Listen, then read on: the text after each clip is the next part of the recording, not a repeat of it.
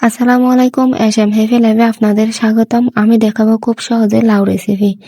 প্রথমে কেটে নিলাম লাউ, পেঁয়াজ, রসুন, কাঁচামরিচ, টমেটো, ধনেপাতা কেটে নিছি, 2টা ডিম, তেল বসিয়ে দিছি। তারপর দিয়ে দিব পেঁয়াজ একটু ভালো করে আমি লাল করে নিছি, নেড়ে ছেড়ে নিছি। রসুন দিয়ে আরেকটু নেড়ে ছেড়ে নিছি। কাঁচামরিচ দিয়ে আবারও নেড়ে ছেড়ে নিব। দিয়ে দিব টমেটো, আরেকটু নেড়ে ছেড়ে নিছি। লাউগুলো ভালো করে মিক্স করে নিছি। আমি এখানে একটা মাজলা সাইজের লাউ কেটে নিছি।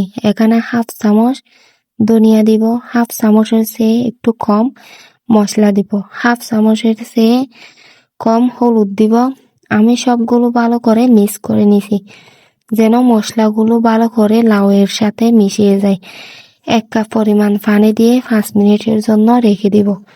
5 মিনিট পর আরেকটু নেড়ে ছেড়ে দিব। আমি স্বাদ মতো লবণ দিয়ে দিছি। ভালো করে নেড়ে ছেড়ে দিব। তারপর ডিমগুলো দিয়ে দিব। আরেকটু ডিমগুলো ভালো করে নেড়ে ছেড়ে নিব। আবারও 5 মিনিটের জন্য রেখে দিব। ভালো লাগলে লাইক কমেন্ট করে জানাবেন, সাবস্ক্রাইব করে দিবেন। 5 মিনিট পর আবারও আরেকটু নেড়ে ছেড়ে দিব। তারপর দিয়ে দিব ধনেপাতা। সবাই ভালো থাকবেন। আল্লাহ হাফেজ।